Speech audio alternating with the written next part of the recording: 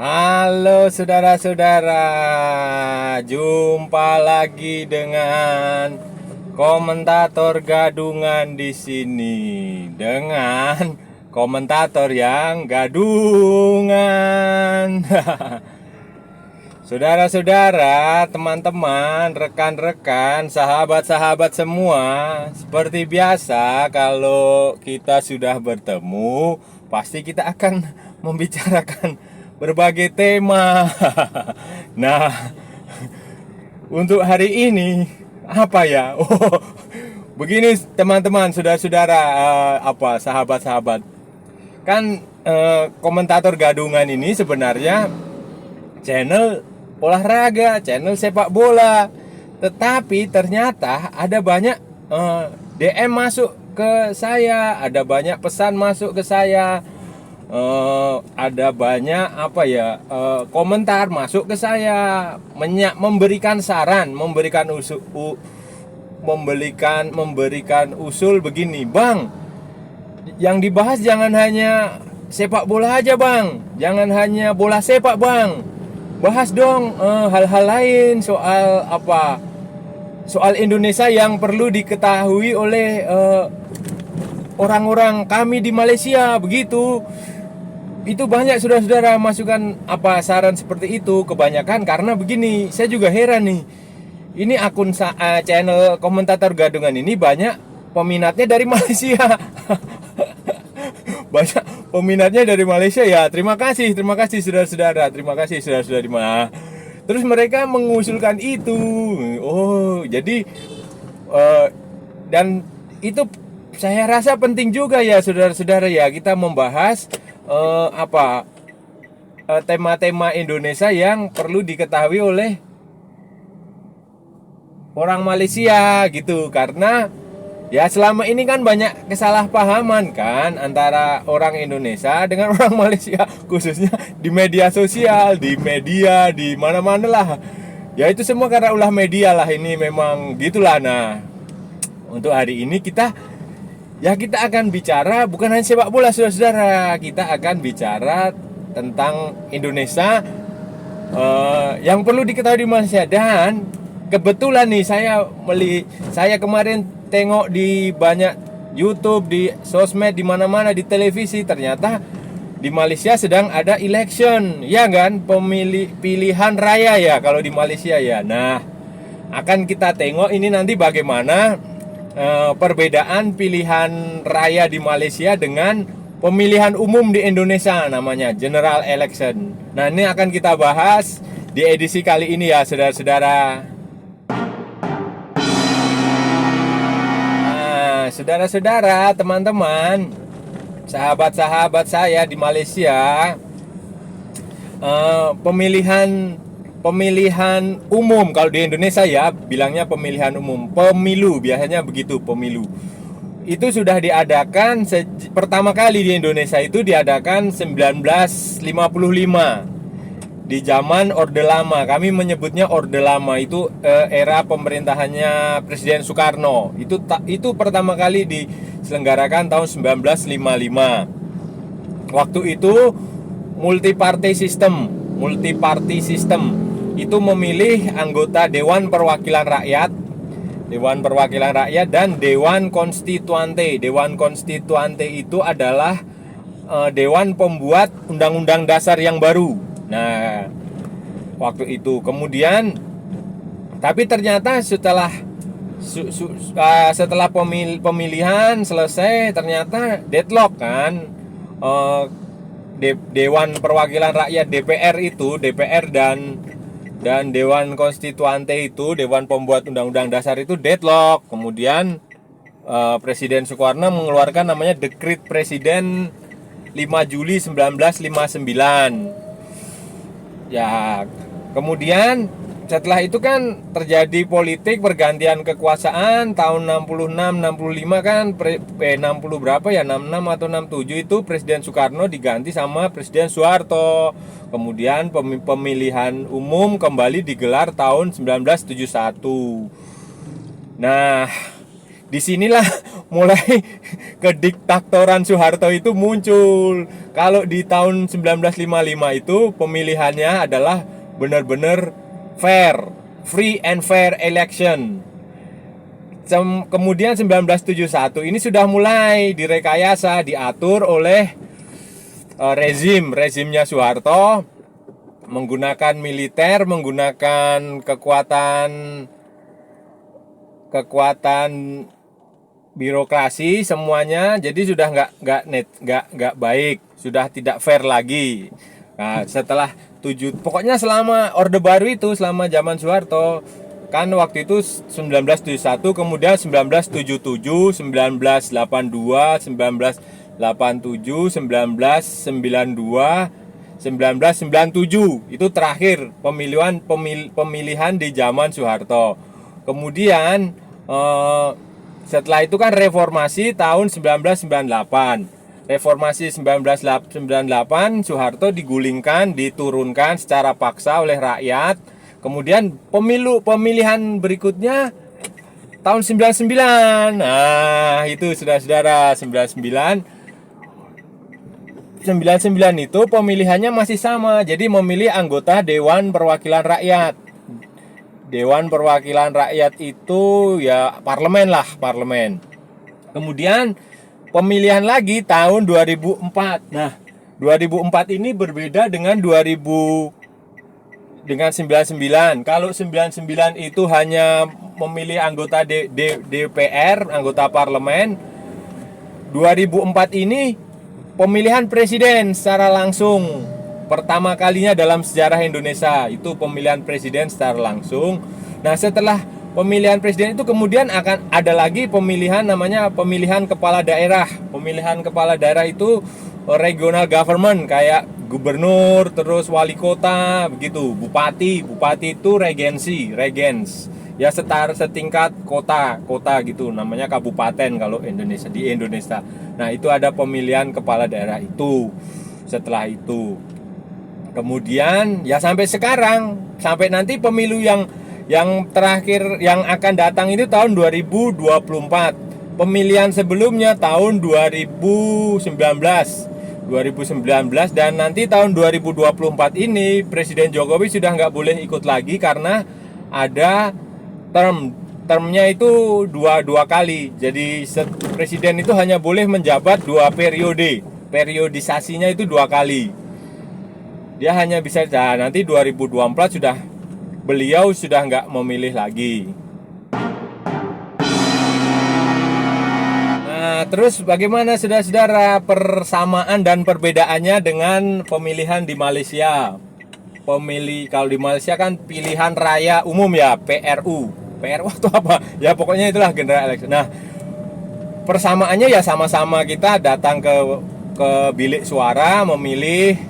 Terus sama-sama semua multi party system, sama semua kandidat, semua calon boleh mencalonkan diri. Terus ada kampanye, campaign selama periode tertentu, bisa sebulan, bisa 6 bulan, macam-macam lah. Nah itu, terus perbedaannya apa? Perbedaannya banyak saudara-saudara. Sistemnya jelas beda ya. Kalau di Malaysia kan parliamentary demokrasi. Jadi memilih anggota DPR, anggota Dewan Perwakilan Rakyat. Kemudian dewan itu mereka yang menentukan Perdana Menteri yang baru setelah memilih suara mayoritas. Nah, koalisi. Nah, di Indonesia bagaimana pemilunya? Pemilu di Indonesia itu, yang saya bilang tadi, ada pemilihan anggota DPR, ada pemilihan anggota DPD. DPD itu Dewan Perwakilan Daerah. Itu semacam senat. Terus pemilihan presiden dan pemilihan kepala daerah. Nanti tahun 2024 itu pemilihannya akan digelar serempak. Jadi semuanya milih di hari dan yang sama itu perbedaan lain lagi yang saya lihat saudara-saudara, kawan-kawan. Nah, saya lihat di Malaysia ini saya melihat dari sosial media, dari televisi itu waktu kampanye, campaign itu kebanyakan malam hari. Ya, ada yang siang ada. Tapi ada banyak di Indonesia itu kampanye campaign malam hari itu tidak boleh, saudara-saudara. Tidak boleh. Jadi aturan di Indonesia campaign itu adalah kalau nggak salah pukul 9 atau pukul 10 pagi sampai jam 4 sore. Jam 4 sore atau jam ini. Jadi sebelum maghrib itu sudah harus selesai. Beda dengan Malaysia. Kalau di Malaysia kan boleh sampai malam ya, sampai setelah maghrib ya. Nah, di Indonesia tak boleh. Kenapa? Karena itu berkaitan dengan pengamanan. Semakin malam itu petugas keamanan, polisi itu akan kesulitan untuk melakukan pengamanan karena pandangan terbatas, situasinya udah gelap gitu. Jadi itu untuk mencegah terjadinya hal-hal yang tidak diinginkan. Terus kemudian anak-anak, keterlibatan anak-anak. Saya lihat di Malaysia itu ada banyak poster, ada banyak alat peraga itu yang menggunakan anak-anak sebagai modelnya. Nah, di Indonesia tak boleh. Di Indonesia tak boleh anak-anak di bawah, yang dimaksud anak-anak adalah yang di bawah usia 17. Karena batas minimal pemilihan di Indonesia itu orang boleh memilih itu di usia 17. Di bawah itu tidak boleh. Jadi tidak boleh ada anak-anak.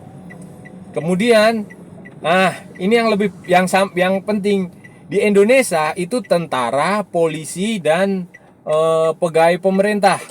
Pegawai pemerintah itu civil servant. Kita menyebutnya sebagai ASN, aparatur sipil negara. Itu netral. Jadi tentara dan polis itu tidak punya hak pilih dan tidak punya hak memilih. Mereka netral, benar-benar netral.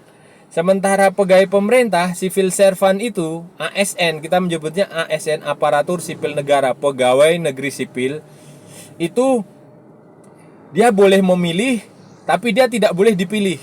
Dan dia tidak boleh menjadi anggota partai politik. Dia harus netral, itu. Beda dengan di Malaysia. Di Malaysia saya lihat tentara, polisi ikut antri di bilik suara kan, mereka bro. Di Indonesia nggak bisa. Nah, itu sejarahnya adalah untuk mencegah terjadinya kecurangan. Karena trauma di masa Orde Baru itu, di zaman Soeharto itu, polisi dan tentara itu digunakan untuk memenangkan. Dulu adalah rezimnya itu Golkar namanya, partai dulu itu Golkar, sekarang masih ada. Dulu namanya Golkar, tapi mereka nggak mau disebut partai, mereka maunya Golkar itu golongan karya, functional group. Nah, mereka sebenarnya partai tapi tidak mau disebut partai. Itu waktu. Nah, itu dulu mereka begitu. Rezim waktu zaman Soeharto itu seperti itu. Jadi mereka menggunakan polisi, menggunakan tentara untuk memenangkan Orde Baru itu. Jadi makanya setelah reformasi, tentara, polisi tetap netral, tidak punya hak suara, tidak bisa memilih, tidak bisa dipilih. Mereka bisa memilih atau bisa dipilih setelah pensiun, setelah retired atau mengundurkan diri. Begitu pula pegawai pemerintah itu, birokrasi. Ya, nah itu bedanya. Kemudian di Indonesia itu juga ada yang namanya ini masa tenang. Masa tenang itu adalah hari terakhir campaign sebelum pemilihan. Jadi misalnya pemilihannya hari Minggu, hari Senin lah, hari Senin misalnya pemilihan hari Senin. Nah, maka sementara campaign terakhir itu hari Jumat. Berarti ada 2 hari masa tenang, masa Sabtu dan Minggu itu masa tenang. Nah, masa tenang itu digunakan untuk apa? Untuk membersihkan semua atribut campaign. Jadi spanduk, bendera, poster, iklan di media sosial, di televisi itu nggak boleh lagi selama masa tenang itu. Di bilik suara, di tempat pemungutan juga nggak boleh ada atribut waktu pencoblosan. Ini beda dengan di Malaysia. Saya lihat itu waktu hari pemilihan pun masih banyak atribut-atribut di sekitar bilik suara kan. Nah, kalau di Indonesia tidak boleh. Kemudian pemasangan alat peraga campaign, peraga kampanye partai politik itu juga Di Indonesia diatur, saudara-saudara. Jadi tidak bisa di semua tempat. Ada beberapa tempat yang nggak bisa dipasang. Misalnya sekolah. Sekolah itu tidak boleh. Terus tempat ibadah di masjid, di gereja, di mana pura, di vihara, di kelenteng, di kuil itu tidak boleh dipasang itu. Terus di kantor pemerintah tidak boleh. Di kantor pemerintah itu ya di balai kota begitu tidak boleh di tempat-tempat milik pemerintah. Terus di polisi, tempat polisi, police station, di balai polis, di kantor polisi tidak boleh, di militer, tempat militer, instalasi militer tidak boleh, di rumah sakit juga tidak boleh. Jadi ada aturannya. Kemudian tidak boleh menempel di pohon. Nah itu tidak boleh. Walaupun pada kenyataannya banyak yang menempatkan di pohon. Itu salah satu perbedaannya seperti itu, saudara-saudara. Nah, saudara-saudara, yang tak kalah menarik dan berbeda dari Indonesia adalah istilah yang digunakan. Kalau di Malaysia kan menyebutnya mengundi ya. Undi, ya kan? Undilah. Undilah Barisan Nasional, undilah Pakatan Harapan, undilah Perikatan Nasional. Undi kan menggunakan. Kalau di Indonesia bukan. Di Indonesia kita menyebutnya sebagai coblos. Makanya disebut sebagai pencoblosan. Mencoblos. Jadi cobloslah Jokowi, cobloslah Prabowo, cobloslah PDI, cobloslah apalagi Demokrat. Nah, begitu. Cobloslah Gerindra. Kita menggunakan istilah coblos. Kenapa coblos? Nah, coblos itu sejarahnya unik, saudara-saudara. Coblos itu jadi kita datang ke bilik suara itu, ke TPS itu, ke tempat pemungutan suara itu, kita akan menggunakan paku. Jadi bukan bolpen atau bukan pensil atau bukan spidol, bukan, tapi kita menggunakan paku. Jadi tanda gambarnya atau nama orangnya, nama calonnya itu dicoblos, ditusuk begini, jus gitu. Nah, sejarahnya adalah begini. Ini bukan terkait orang Indonesia nggak bisa baca tulis, enggak. Jadi ini sejarahnya adalah ini unik ini. Kenapa memilih menggunakan paku untuk dicoblos? Itu karena kalau menggunakan alat tulis, menggunakan pensil, menggunakan spidol, menggunakan apalah itu alat tulis itu. Nah, itu ketika alat tulisnya hilang atau dicuri atau atau rusak, itu pemilihan nggak akan bisa dilakukan. Harus nyari alat tulis lagi kan untuk mencoret, mencentang gini atau menyilang gini. Nah, tetapi kalau menggunakan paku mencoblos, ketika pakunya hilang, orang tetap bisa memilih di dalam bilik suara itu. Gimana caranya? Pakai jari, ditusuk dengan jari. Nah, atau disobek sedikit. Yang penting itu tanda lubangnya itu jelas gitu, di dalam kotak, di dalam lingkaran, di dalam tempat yang disediakan itu. Nah, itu jadi lucunya di situ. Makanya itu coblos namanya di Indonesia, istilahnya coblos. Dulu sempat coba dirubah dengan mencontreng. Jadi dibikin huruf V gini. Nah, pakai sibir. Tapi ya kembali lagi ke coblos itu gitu. Karena itu sudah semacam semacam tradisi dan ya itu unik. Yang salah satu yang khas dari pemilihan di Indonesia itu begitu tata caranya di dalam pemilihan itu. Nah, kemudian yang agak unik lagi dan agak unik dan menunjukkan bahwa itu pemilihan itu adalah benar-benar adil, jujur dan adil. Itu adalah setelah tempat pemungutan suara itu ditutup. Jadi kan misalnya dibuka dari biasanya sampai jam 12. Jadi dari pagi jam 8 atau jam 7 tuh sampai jam 12 siang. Nah, setelah jam 12 itu nanti kotak suara itu dibuka dan dihitung sama-sama di dalam tempat pemungutan suara itu, disaksikan oleh masyarakat, oleh pemantau pemilihan yang independen. Semua orang boleh melihat. Nanti dihitung di situ siapa yang menang. Nah, itu adalah Ya tujuannya untuk fair itu, ke transparansi agar tidak ada pengaturan. Karena di zaman zaman dulu, di zaman Orde Baru itu juga ya, walaupun zaman Orde Baru itu juga dihitung gitu, tapi tetap saja bisa ada manipulasi, ada pengaturan, diatur supaya Golkar itu menang. Nah itu gitu. Jadi itu unik. Saya nggak tahu kalau di Malaysia apakah langsung dihitung atau dikumpulkan dulu baru dihitung rame-rame di tempat penghitungan atau tidak. Tapi kalau di Indonesia itu, dan yang tak kalah menarik lagi, saudara-saudara, yang perlu kawan-kawan saudara-saudara di Malaysia, di Indonesia itu kalau kampanye itu, campaign itu seperti apa ya, seperti itu berisik. Jadi di jalan ini mereka banyak orang-orang ini, peserta ini, dia pakai kendaraan bermotor, pakai motorcycle. Itu dia knalpotnya itu, saudara-saudara, itu nanti akan diganti dengan knalpot yang bising sangat. Dan itu nanti misalnya ada 100 orang, itu nanti mereka akan bikin semacam musik ya, rang rang rang rang rang rang. Nah, itu khas Indonesia yang saya rasa nggak ada di Malaysia mungkin ya. Indonesia itu juga ini, kalau ada pemilihan ini sering disebut sebagai pesta rakyat.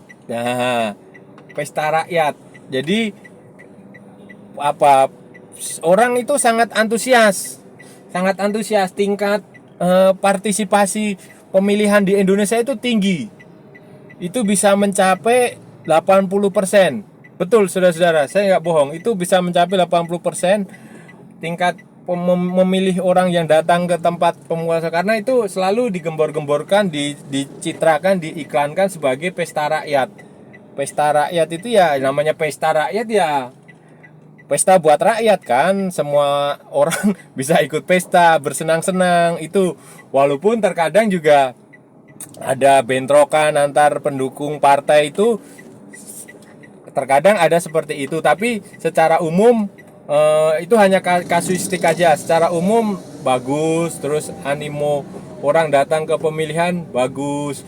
Mereka datang memilih, nanti setelah pemilihan memilih masuk keluar, nanti tangannya akan dikasih tinta seperti itu. Itu untuk mencegah kecurangan, karena dulu waktu zaman Soeharto itu, saudara-saudara, kalau sudah mau tahu, itu semuanya sudah diatur. Jadi sebelum pemilihan pun sudah diketahui yang menang Golkar. Hanya saja kan jumlah suaranya berapa, apakah sampai 70%, sampai 80%. Itu dulu begitu, zaman Orde Baru. Kalau sekarang setelah reformasi, setelah Soeharto tumbang, itu nggak ada partai yang bisa sampai menang mayoritas, gitu nggak ada.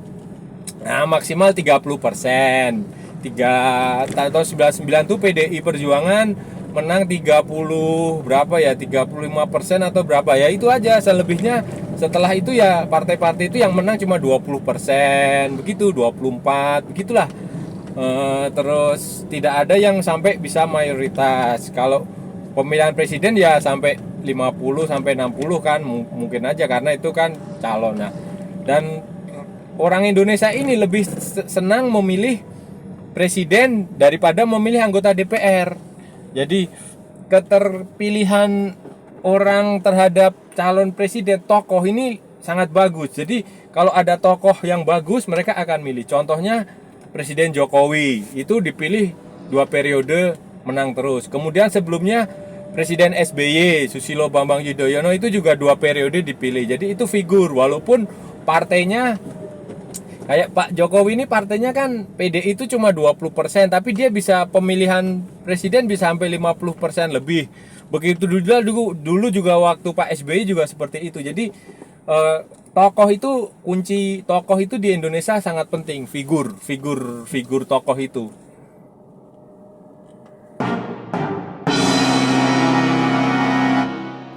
Nah, sistemnya bagaimana, saudara-saudara? Sistemnya di Indonesia ini pemilihan itu diselenggarakan oleh yang namanya Komisi Pemilihan Umum.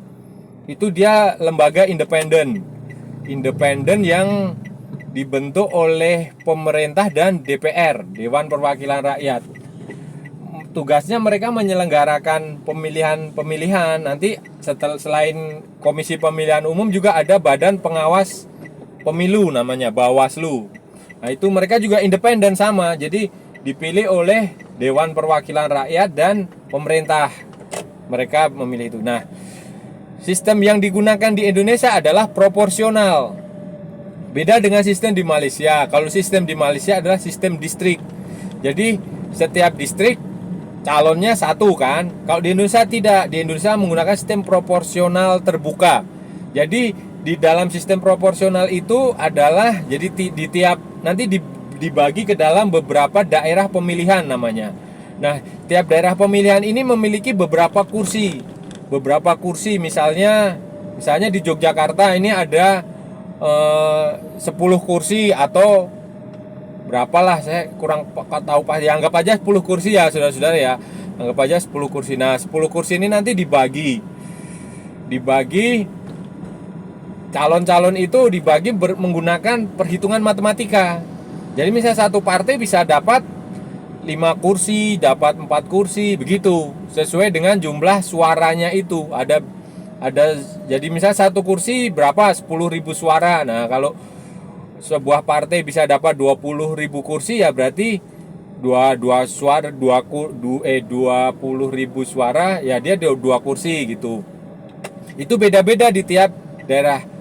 Nanti suaranya tidak hilang, beda dengan sistem distrik. Kalau sistem distrik kan berapapun suaranya, jumlah popular vote-nya kan beda dengan electoral vote-nya. Nanti kalau sistem distrik itu bisa jadi dia menang popular vote, belum tentu menang election vote. Nah, itu bedanya di situ. Kalau di Indonesia popular vote ya jumlah suara yang terbanyak itu, bukan distriknya. Bisa jadi distriknya kecil, penduduknya banyak. Nah, itu nanti bisa jadi suaranya banyak. Jadi beda pokoknya sistemnya di antara sistem distrik dan sistem proporsional.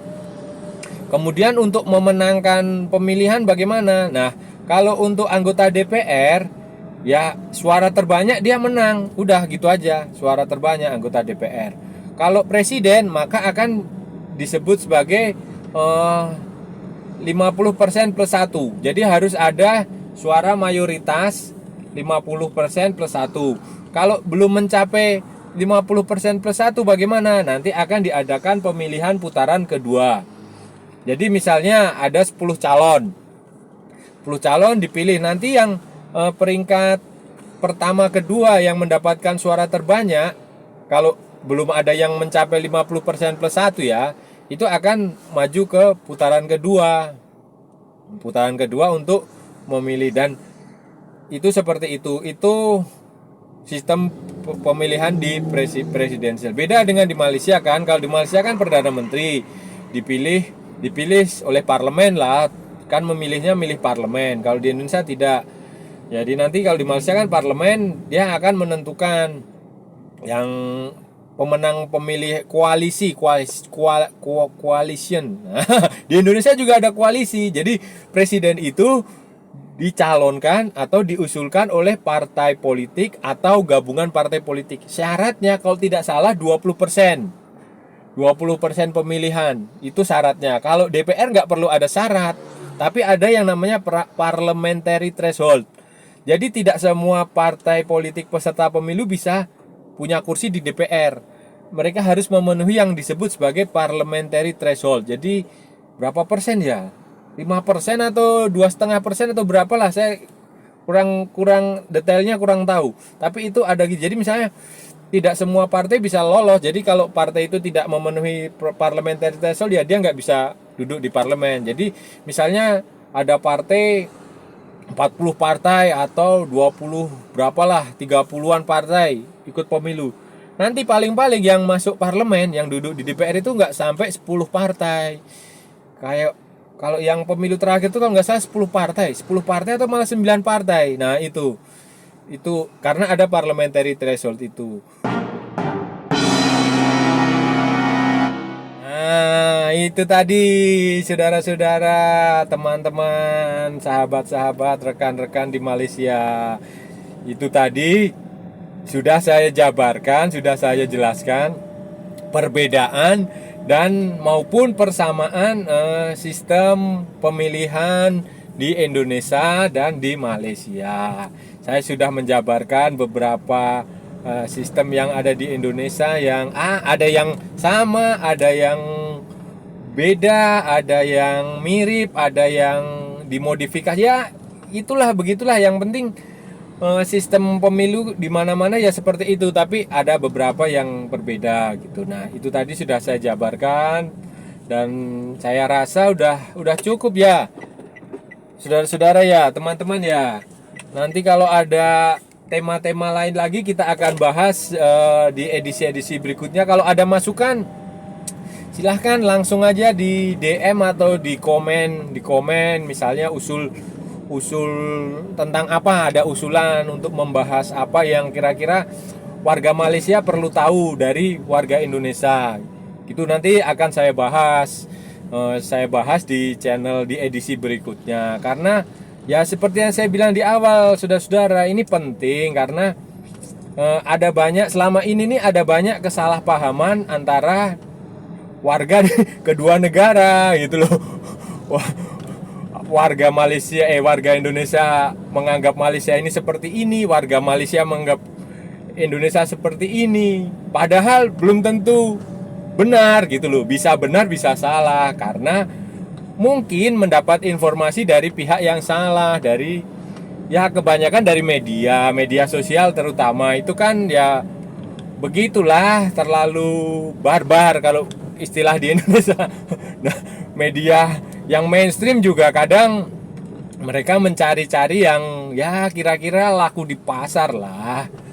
Kalau berita yang bagus-bagus kan tentang Indonesia dan Malaysia itu kebanyakan nggak laku. Tapi kalau berita yang nggak bagus ya walaupun sedikit aja itu pasti akan laku dan itu ya terus pasti akan diberita. Ya, itu membuat banyak kesalahpahaman di kedua pihak, dan semoga channel ini bisa memberikan pencerahan, bisa memberikan gambaran sudut pandang yang sebenar-benarnya, seobjektif-objektifnya tentang kedua-dua warga serumpun lah, negara bertetangga. Nah, itu tujuannya seperti itu. Oke ya, saudara-saudara ya, kalau ada salah-salah ya saya mohon maaf karena namanya juga gadungan, kita komentator gadungan. Tapi kalau itu benar berarti sebuah kebenaran. Kita jumpa lagi di lain kesempatan dan sampai jumpa lagi di edisi berikutnya. Ciao.